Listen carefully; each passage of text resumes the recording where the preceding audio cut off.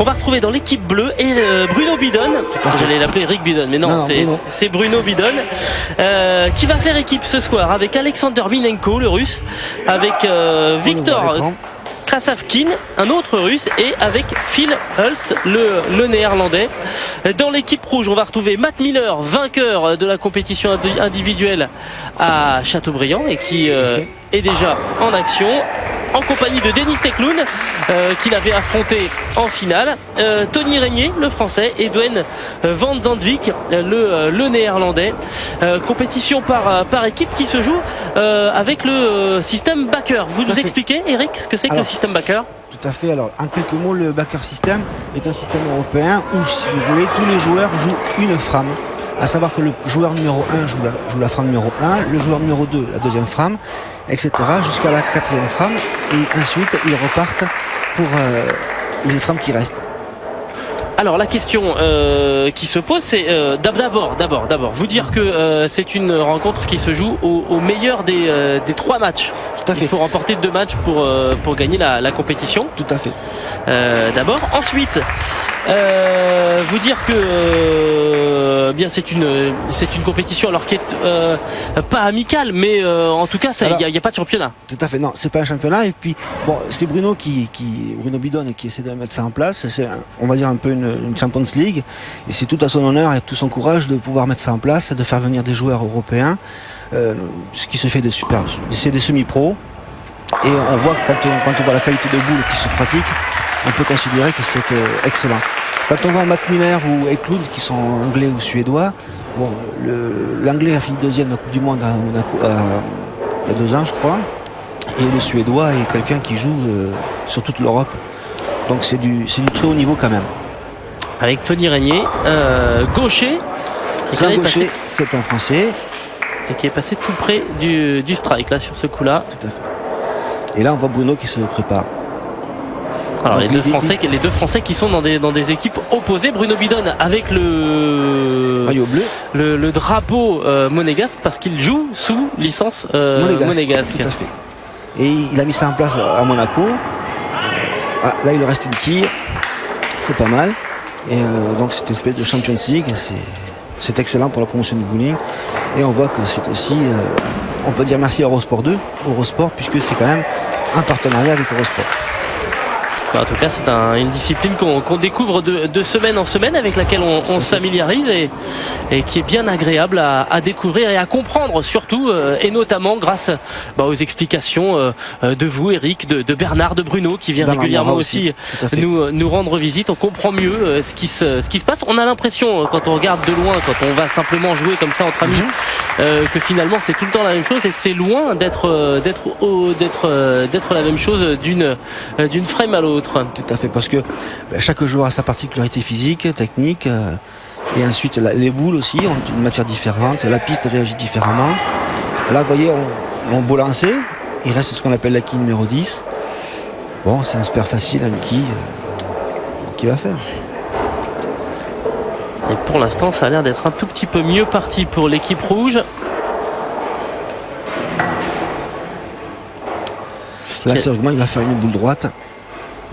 Assez fort, voilà, quasiment sans effet pour aller dégommer la dernière quille. Tout à fait. Victor Krasavkin. Ce qui est intéressant aussi, on l'avait évoqué la semaine passée en compagnie de Bernard Morat, c'est de voir un joueur de 21 ans auquel succède un joueur qui a le double, 42. Il n'y a pas d'âge en fait. Non, il n'y a pas d'âge. L'avantage du bowling, c'est que c'est un sport qu'on pratique pendant 20 ans ou 30 ans, 40 ans s'il faut. Et comme tous les sports de précision, comme le golf, le tir à l'arc, etc., ce sont des sports avec qui on gagne de l'expérience. Donc on peut dire qu'à la jeunesse, il y a la fougue, la vitesse, etc. Et plus on va dans l'âge, on a la précision, de la tranquillité, etc. De l'expérience. Et le bowling, contrairement à ce qu'on pourrait penser, est un sport qui réclame une certaine condition physique. Oui, parce que la boule est lourde, mine de rien, et il faut générer un gros effet dessus. Tout à fait. Alors la boule est lourde, mais compte tenu qu'on a un timing, forcément elle paraît pas trop lourde, mais il faut une précision, donc ça veut dire qu'il faut quand même des qualités athlétiques et de viser, une bonne condition physique. Donc ça requiert, c'est un sport. Et on a vu le strike pour Miller, le Britannique, pour l'équipe rouge. Voilà, là il reste 2 quilles. Tentative de réponse de Minenko. Tout à fait, on peut considérer que la boule est un peu pleine. Quand je dis pleine, ça veut dire que les quilles forment un triangle. Et il faut que la boule arrive en fonction que vous soyez gaucher ou droitier. Ce qu'on appelle la poche, entre la quille numéro 1 ou 2 et 1, 3. Voilà, c'est un peu plein. Bon, c'est pas super compliqué.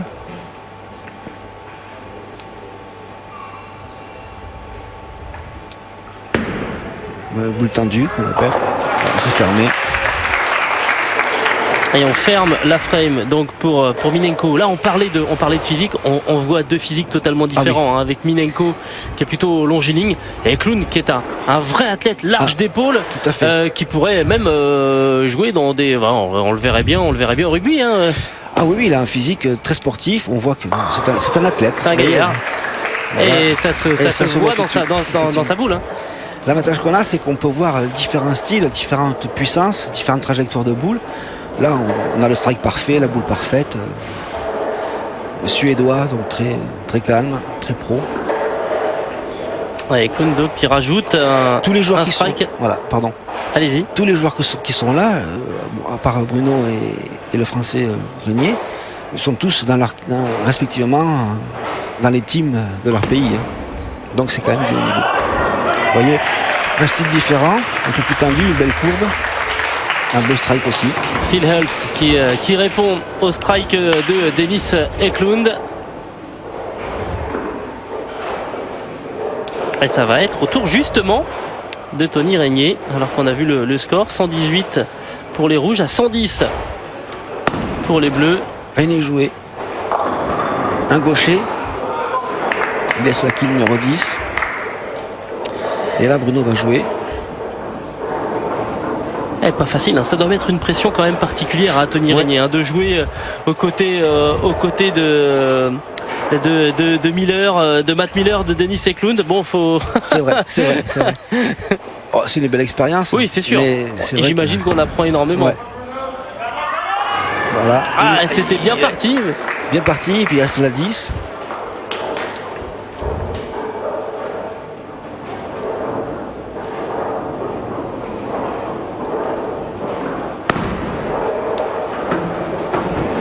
Manqué.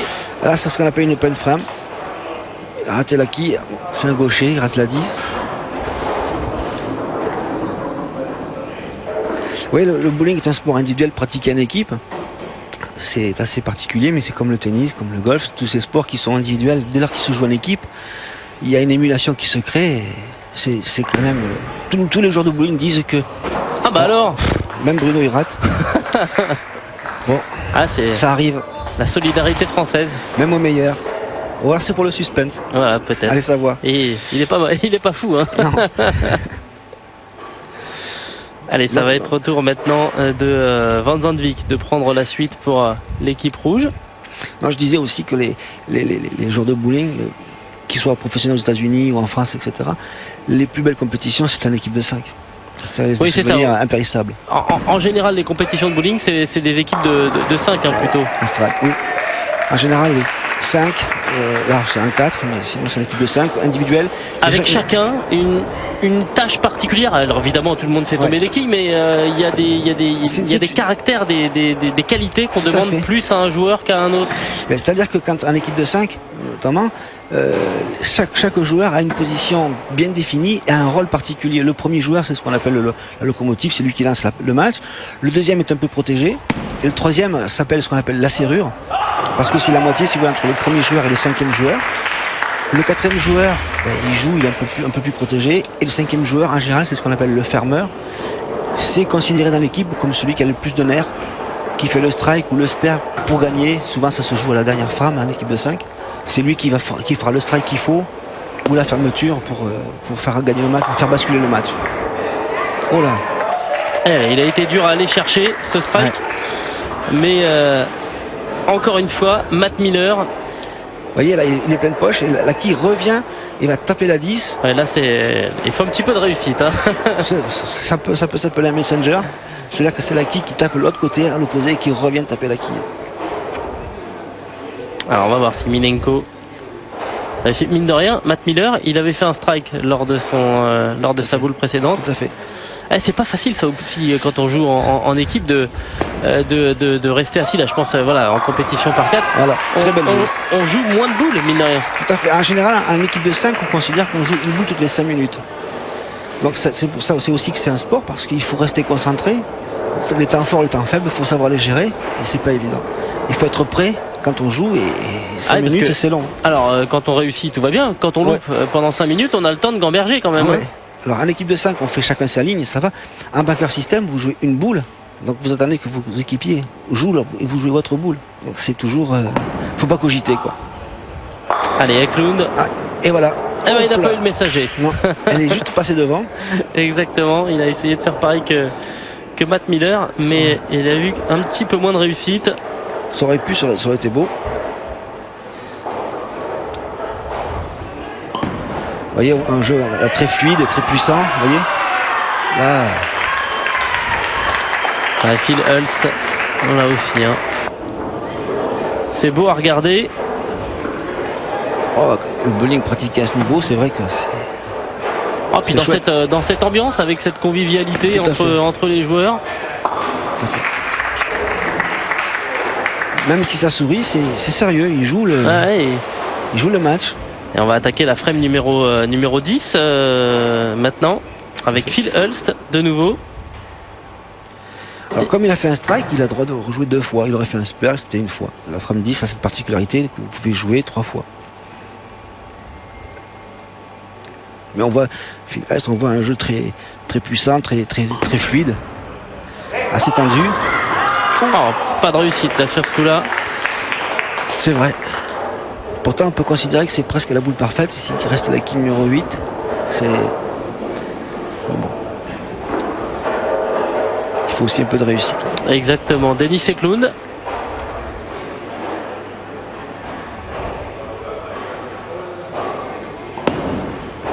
Oui, il joue tendu aussi. Vous voyez, c'est puissant. La boule a beaucoup de rotation. Et Denis Eklund donc avec ce strike qui va donner l'avantage définitif à l'équipe rouge, puisque dans le même temps Hulst ne ferme pas cette dernière frame, et donc l'équipe rouge remporte ce premier match de 114 à 206. On marque une petite pause et on revient tout de suite au Nibox de Monte Carlo.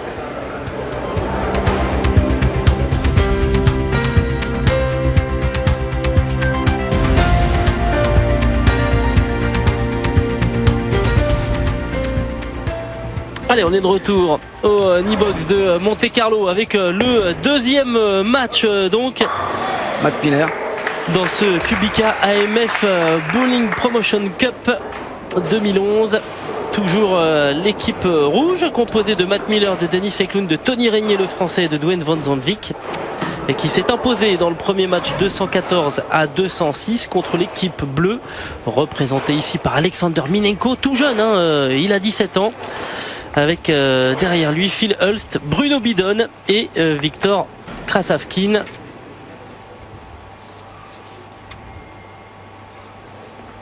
Étonnant de voir quand même un jeune garçon de 17 ans atteindre un tel niveau. Tout à fait. Mais il est membre de l'équipe russe, bien sûr. Il est vice-champion de Russie. Et il a fait, je crois, il a gagné une médaille de bronze et d'argent en équipe de Russie, avec l'équipe de Russie dans un championnat. Et il a déjà fait 300, c'est-à-dire le score parfait.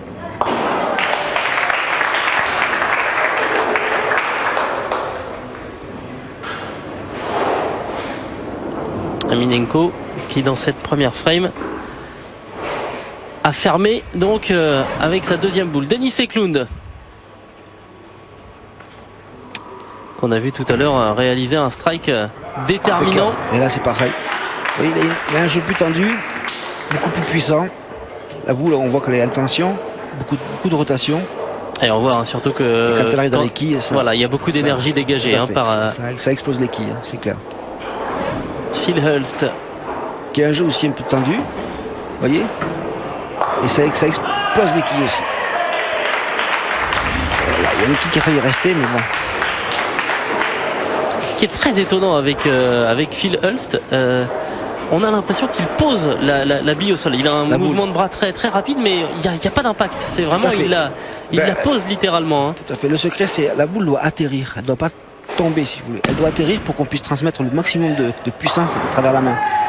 Donc pour ça, il faut qu'elle atterrisse et donc qu'elle se décolle de la main au dernier moment, quoi, en fait. C'est tout dans le poignet pour mettre la rotation et les doigts. Le pouce sort en premier et après ça. Mais si vous regardez les joueurs qui jouent là, en général, il n'y a pratiquement aucun des joueurs qui jette sa boule. La boule atterrit sur la piste. Il y a une bonne flexion. Allez, voilà. Bruno Bidon. Ça y est, il a trouvé. Un petit peu vexé de son match précédent. Ah oui, Bruno, c'est un gagnant. Hein. Donc il lâche rien. Hein. C'est avec vous, des deux Français à être allés défier les Américains sur leur terrain. Tout à fait. En PBA. C'était une super expérience. On était avec Bruno. Bruno, on joue toujours ensemble, souvent. Très souvent, on joue ensemble. Ah, attention là, un petit peu moins de réussite quand même pour notre ami Van Zandvik. C'est un petit split, je pense, si j'ai bien vu. Allez, je crois que oui.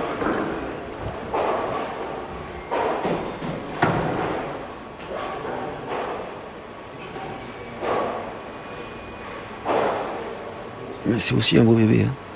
Oui, bel athlète aussi. C'est dommage. Il aurait pu le fermer, il suffisait un petit peu qu'il soit un peu plus à droite. Ça passait entre. Bon.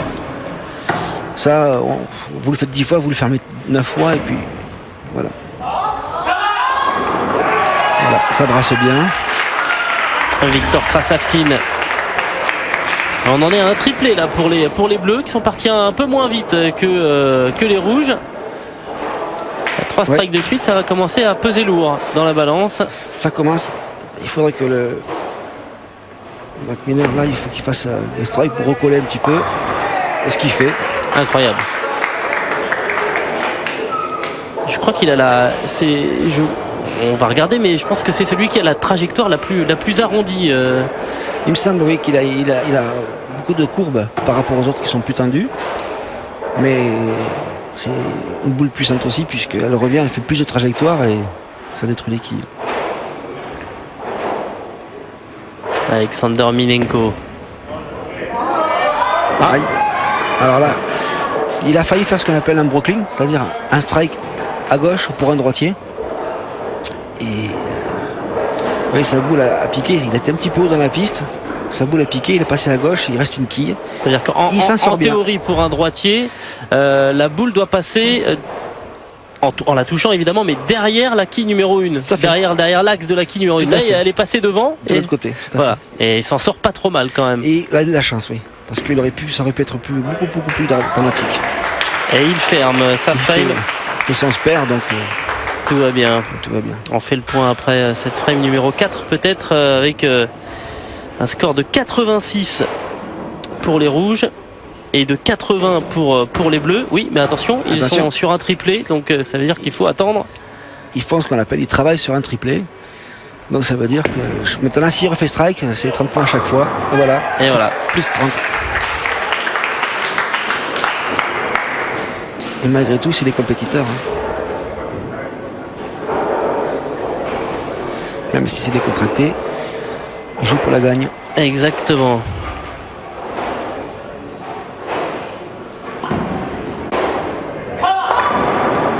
Hop là.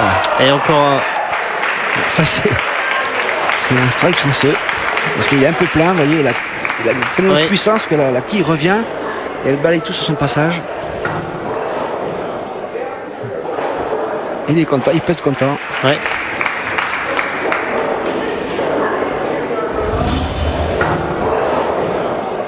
Alors 129 pour les bleus, 116 pour les rouges. On est devant pour l'instant du côté des coéquipiers de Bruno Bidon. Mais il travaille sur 2 strikes, sur un doublé. Ouais. Donc on peut considérer qu'il y a pratiquement égalité. Voilà. Voilà. C'est pas grave, la boule est arrivée un peu fatiguée comme on dit. Mais c'est pas grave. Allez, Tony Régnier qui va devoir jouer une deuxième boule. Et Bruno Bidon Alors, on a vu que les deux hommes avaient des résultats assez similaires, comme ils jouent en même temps. Tout à fait. Ouais, Bruno, comme il a beaucoup organisé, peut-être un petit peu fatigué. Ah, vous voyez, pareil. Un petit loupé comme lâché. Minenko, on passe par la gauche pour un droitier. Tout à fait.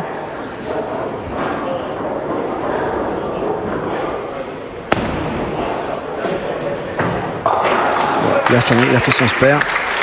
Il a fait son job.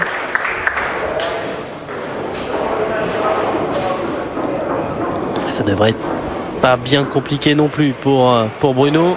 Une quille seule en général. Une quille solitaire à ce niveau-là, à abattre. Ça se fait. Voilà, pas de souci. Voilà.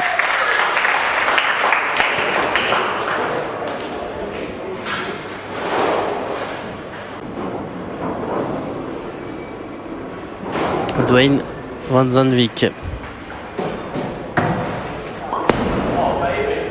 Vous voyez, beaucoup de courbes, malheureusement. On peut construire sa boule. Ah, il a fait strike. Je croyais qu'il a dit que c'était resté. Ouais, et elle est tombée après. Mais vous voyez, il a beaucoup plus d'angle que les autres joueurs. Alors qu'ils sont beaucoup plus tendus. Non mais Matt Miller et Van Zandvik, ce sont vraiment les deux qui ont plus de trajectoire. Ouais. Tout à fait. Et pendant ce temps-là, Krasavkin, alors c'est pas très spectaculaire. Mais c'est efficace. Mais c'est l'avantage du bowling, c'est que... Il y a une sorte d'inertie dans sa boule et elle emmène tout. Elle emmène tout. Le bowling, c'est pas trop le style du compte, c'est le résultat, comme dans tous les sports. Oui. Les résultats, ils se tiennent là. Ouais, c'est un match très très serré. Seulement d'avance pour l'équipe bleue. Et ils travaillent tous les deux sur un strike. Là, il va y avoir vraiment grosse pression. Matt Miller d'un côté pour les rouges, le voici. Et ensuite, ce sera Alexander Minenko, le jeune homme de 17 ans. Va falloir tenir le choc pour Minenko. Voilà. Et ça tombe, c'est incroyable. Là, ça joue, là, c'est très sérieux. Là. Parce qu'en backer system, chacun joue une frame, donc c'est important. Et ils sont bien dedans, ils sont bien dedans quand même.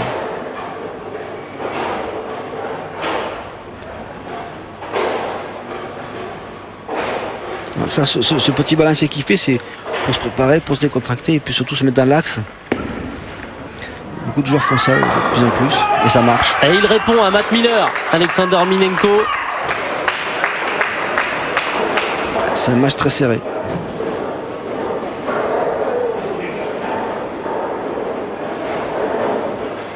Denis Eklund maintenant.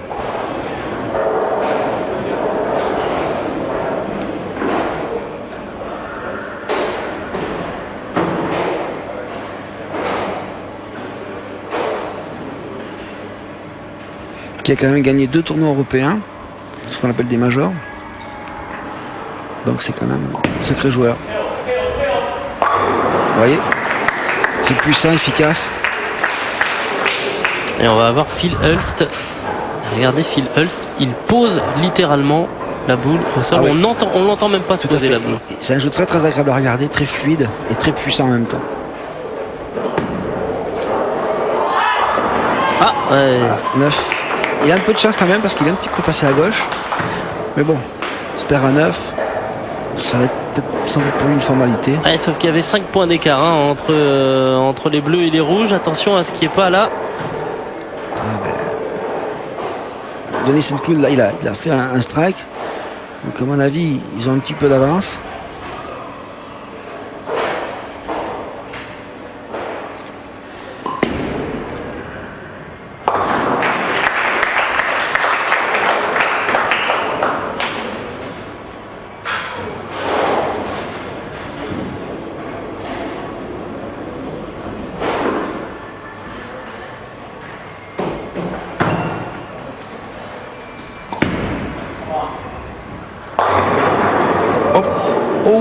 Elle reste debout. Ça, cette quille numéro 10. Dommage. Vous avez vu le Messenger passer, vous avez la quille passer devant. Pas touché la 10, c'est dommage. C'est spectaculaire aussi.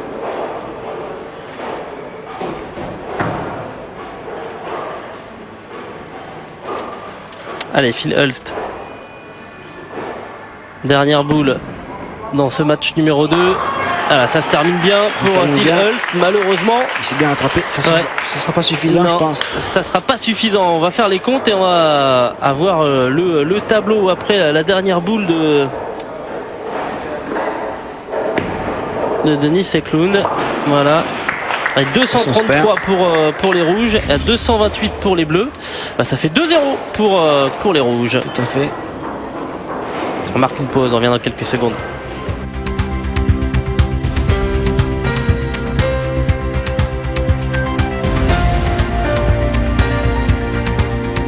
Live sur Eurosport et Eurosport 2. Le Nibox de Monte Carlo qui accueille le Monaco Bowling Team Challenge avec chez les rouges Matt Miller qui se prépare à donner le coup d'envoi de ce match numéro 3. Matt Miller et les rouges qui mènent 2-0. Matt Miller qui fait équipe avec Denis Eklund, Tony Régnier et Dwayne Van Zandvik. Les bleus, eux, sont représentés par Alexander Minenko, Phil Hulst, Bruno Bidon et Victor Krasavkin. Ah, c'est... Vous voyez, il est un peu fin. Et là, c'est quasiment infermable.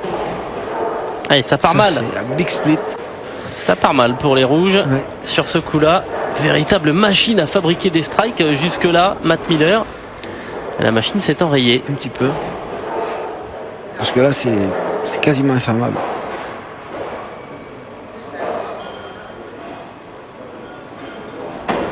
On a aperçu la femme de Bruno, très attentive. Alexander Minenko. Lui qui est prêt à jouer sa boule ensuite. Vous voyez là, il va essayer de taper. Sur le côté, oui. C'était bien essayé, c'est ce qu'il fallait faire. Donc, malheureusement, c'est passé à côté, mais effectivement, il ne pouvait que faire que comme ça. Essayer d'éjecter sa quille vers la numéro 10 pour fermer cette frame numéro 1. Mal débuté donc par Matt Miller. Est-ce que les bleus vont réussir manque de conviction et un autre split finalement pour les bleus. Tout à fait. Et tout aussi difficile à fermer, même s'il y a plus de possibilités, puisque là il faut que la boule aille entre les deux quilles pour que la quille de droite soit éjectée sur la quille numéro 10 qui est toute seule à côté. Et là ça demande la 10 ou sur un la 9. degré de précision. Ouais. Et un peu de réussite. Ou alors un peu de précision et beaucoup de réussite.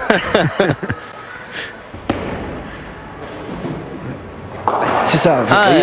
L'idée c'était ça. C'était bien réalisé, mais il a manqué la réussite. Tout à fait.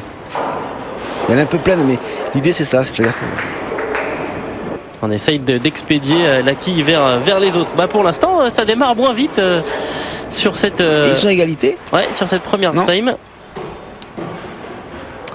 Non, parce que Matt Miller a fait 8, alors que finalement Minenko a fait 9. Mais bon. Voilà.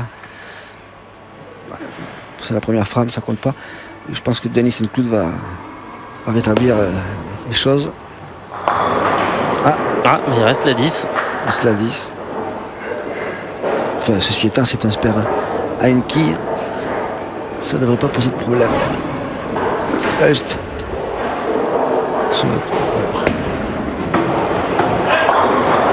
Oh là! Allez.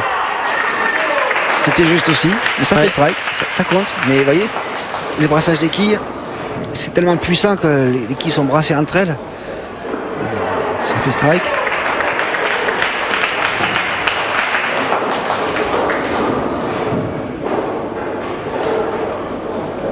Allez, Phil Hulst qui doit...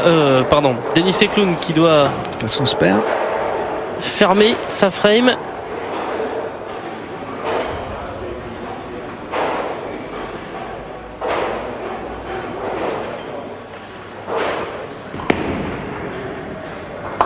Voilà, sans problème.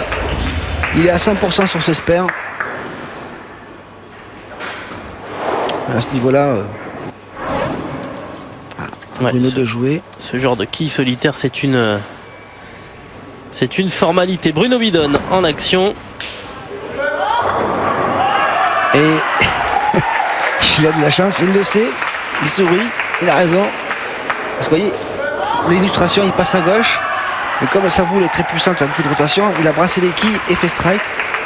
Il a fait ce qu'on appelle un Brooklyn. C'est pas grave. Le principal, c'est de le faire strike. C'est que ça tombe. Et ça se voit, il le dit.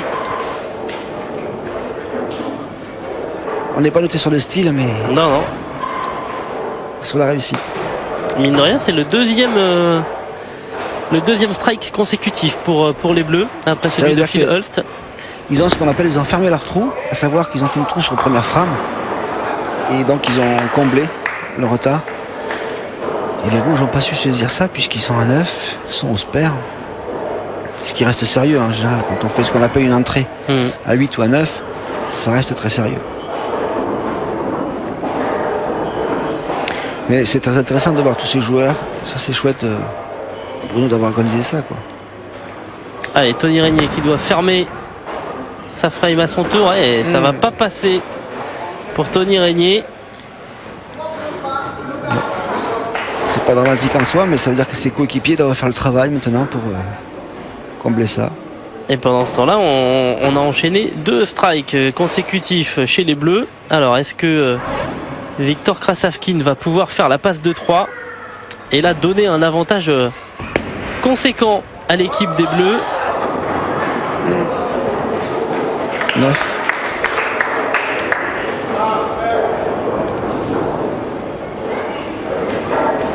C'est la quille numéro 1 qu'il a manqué? Non, c'est la qui est derrière, peut-être la 8, si j'ai aperçu. Non, il a quand même touché la quille, ce qu'on appelle de tête, la quille numéro 1. Mais bon, j'espère à une quille, ça ne devrait pas poser de problème. La preuve. Voilà. Allez, Krasavkin qui va faire son spare. Peut-être l'occasion de reprendre un petit peu de terrain pour les rouges par l'intermédiaire de Dwayne Van Zandvik. Là, les rouges sont un petit peu en retard quand même. Il faudrait qu'ils strike pour. Ils ont un petit peu de retard. On va attendre. Voilà. On peut considérer qu'il remet son équipe sur les rails. Effectivement, il a une boule très puissante. Et on voit que par rapport aux autres joueurs, il a une courbe. Vous voyez, il frôle la rigole. C'est puissant aussi, c'est un très beau strike, très beau strike. Et ça va permettre aux rouges effectivement de se remettre dans le sens de la marche, mais les rouges sont quand même encore en retard, 22 points de retard par rapport aux bleus, 68 pour les bleus et 46 pour les rouges, mais attention, du côté des coéquipiers de Matt Muller, on est sur un strike. Tout à fait. À cette étape, enfin à cette partie-là, la 4e ou 5e frame, l'écart est pas significatif pour dire tout est jouable encore. Alexander Minenko. Jeune, vous voyez, il fait son balancier, sa boule, il se met en position. Ça reste très sérieux. Qui avait un petit peu manqué son entrée Alors voilà, dans pareil, la première frame. le même strike que Bruno. Voilà, strike à gauche. Mais ça fait strike. Le fameux Brooklyn. Exactement.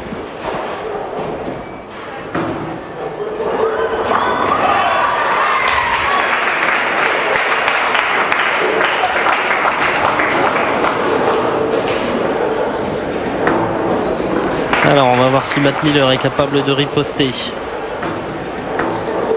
Frame numéro 5 pour Matt Miller. Je pense qu'il cherche à savoir comment il va faire pour faire strike.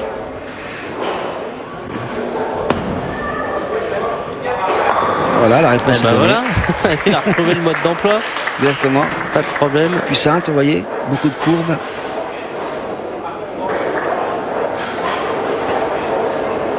Et il fait ce qu'on appelle, il nettoie le pin deck. Et plus les quilles sur le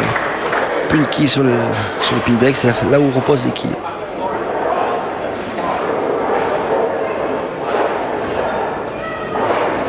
Et ça va être au tour de Phil Hulst et de Denis Eklund maintenant de disputer la frame numéro 6. Le voici, Phil Hulst.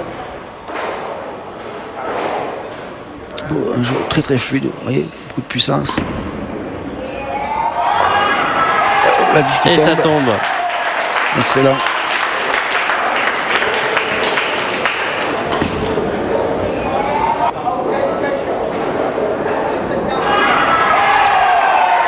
C'est le deuxième strike consécutif pour les Bleus.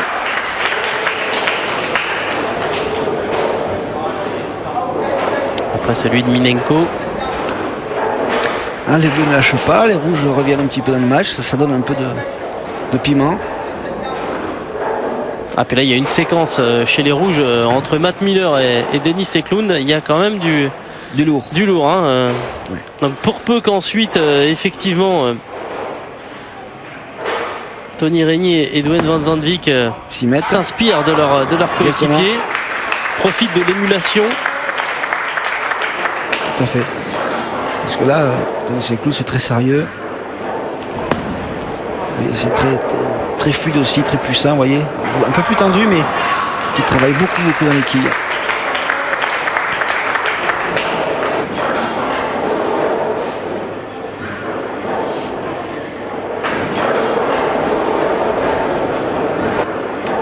C'est Eklund qui a tellement l'habitude de faire tomber les quilles qu'il a même failli faire tomber le trophée là. C'est pas une bonne idée ça par contre. Oui.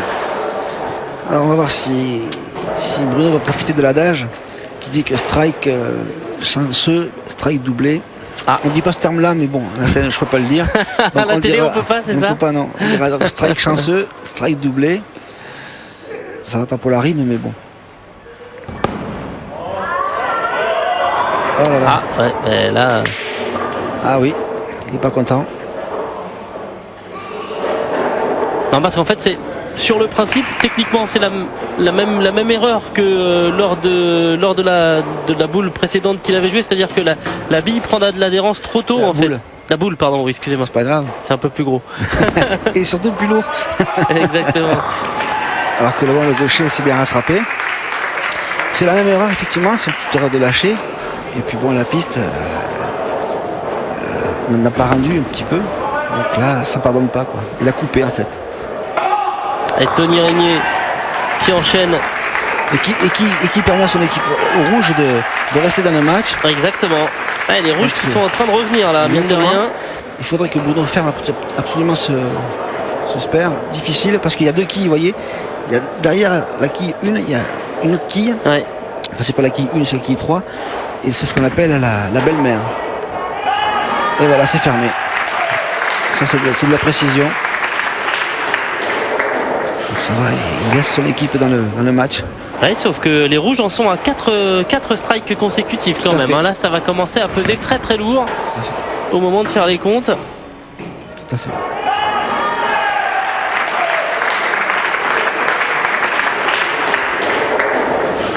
Il va y avoir de la pression là sur Van Zandvik et Krasavkin parce que on commence à rentrer dans le dernier tiers maintenant du match. C'est là que commencent les choses sérieuses. C'est là que va commencer à se jouer le match surtout, puisque je pense qu'ils sont presque égalité. Moi sur ma fiche, il y avait 126-126 après la frame numéro 6, 146-146. Voilà. Donc là, le rouge a fait strike. Donc ça met la pression maintenant au bleu sur Viktor Krasavkin. Comme quoi, on peut penser qu'au départ, ils étaient très loin. Rien n'est joué.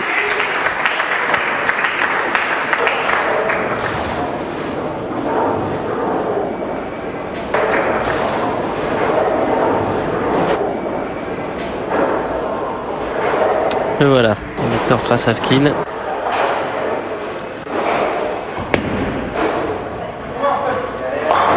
Et voilà, il fait strike aussi. C'est vraiment étonnant hein, de voir voilà, la différence de style entre Van Zandvik et Krasavkin.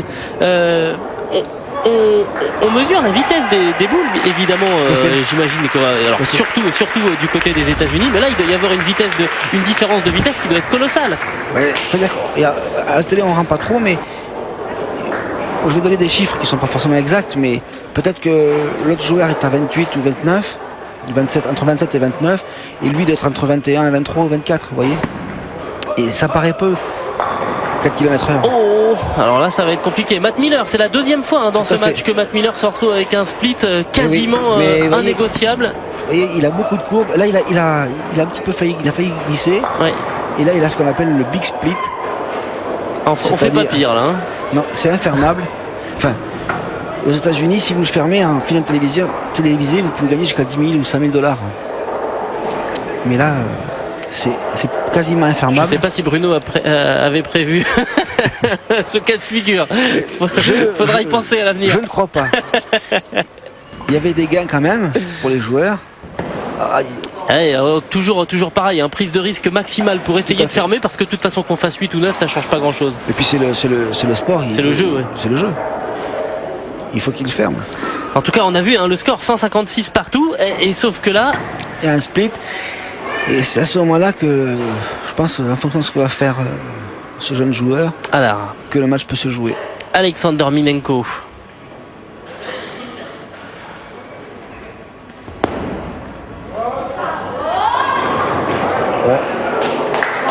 Ça va, il a un spare 8 à faire. C'est moins grave. C'est beaucoup plus facile que ce qu'avait Matt Miller, malheureusement pour Matt Miller.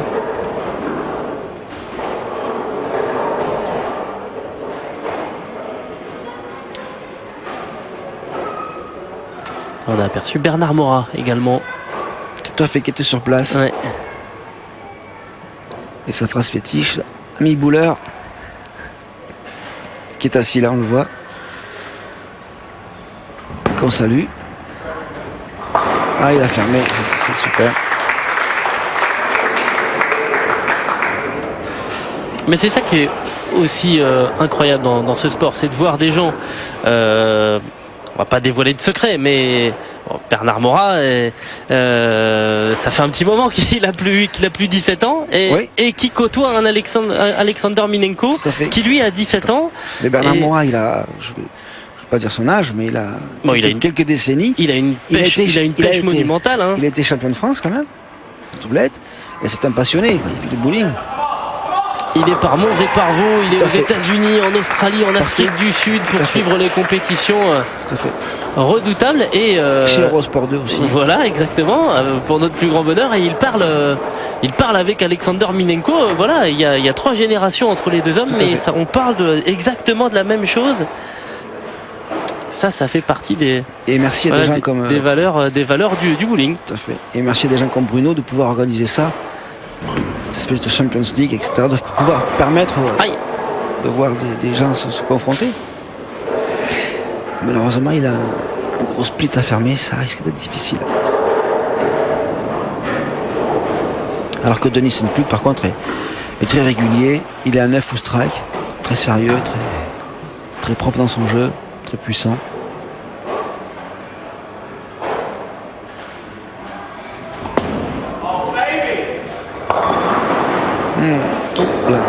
Ouais, un petit peu. Il a le même speed que l'autre joueur tout à l'heure. Il peut le fermer. Petit mouvement de tête là, négation au moment de se préparer. C'est dommage, c'est bien joué. Oui. Un comportementaliste vous aurait dit que de toute façon ça servait à rien de la lancer la boule quand on commence, quel que soit le sport, à faire signe non de la tête au moment où de jouer. Voilà. Tout à fait. Toute la différence est là, elle est et ils ont gagné, dans l'esprit, et ils sont revenus.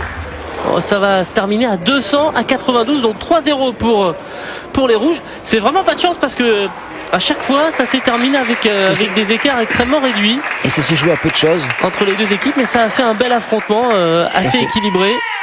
Et donc voilà cette victoire pour Matt Miller, Denis Sencloud, Dwayne Van Zandvik et puis Tony Régnier qui décroche un beau trophée avec des coéquipiers de renom. Voilà, il est sur la droite.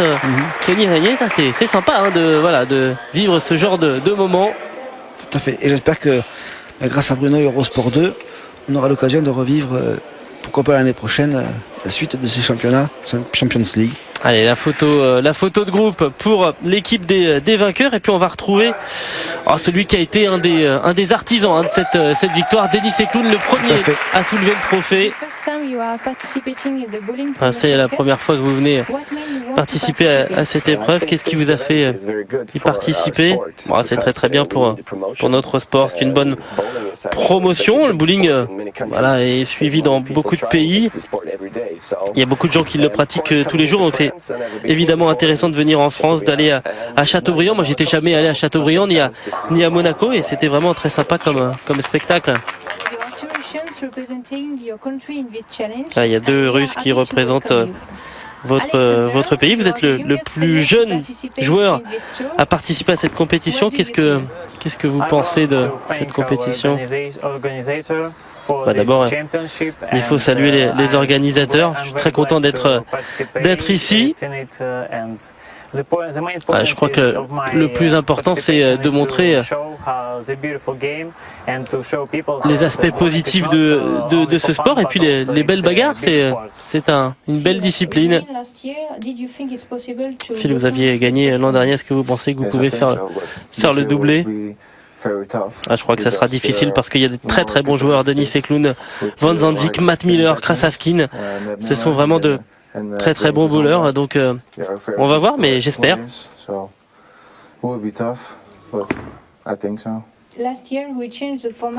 L'année dernière, on a changé de format, puisqu'il y avait 4 shows télévisés.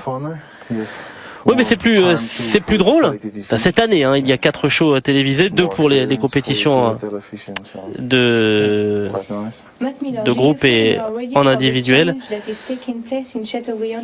Matt Miller, est-ce que vous êtes prêt pour cette compétition et pour aller gagner la compétition individuelle à Monaco? Ouais, bien sûr. C'est un endroit vraiment exceptionnel. Je sais qu'il y a de très très bons joueurs. On l'a vu la semaine dernière à Châteaubriand, donc je ne serais pas là si je ne pensais pas qu'il y avait une bonne compétition. Dwayne, c'est la première fois que vous participez à une épreuve du Bowling Promotion Cup. Qu'est-ce qui vous a convaincu de venir? En fait, j'ai vu Phil Hulst qui était venu y jouer lors de la première édition l'année dernière. Et en plus, il a gagné, donc c'était plutôt sympa. Et ça lui a apporté beaucoup d'attention sur lui, donc ça m'a convaincu de venir. Est-ce que vous pensez avoir une chance de gagner à Monaco? Je pense que tous les joueurs ont leur chance. Il faut jouer, mais ça sera très dur.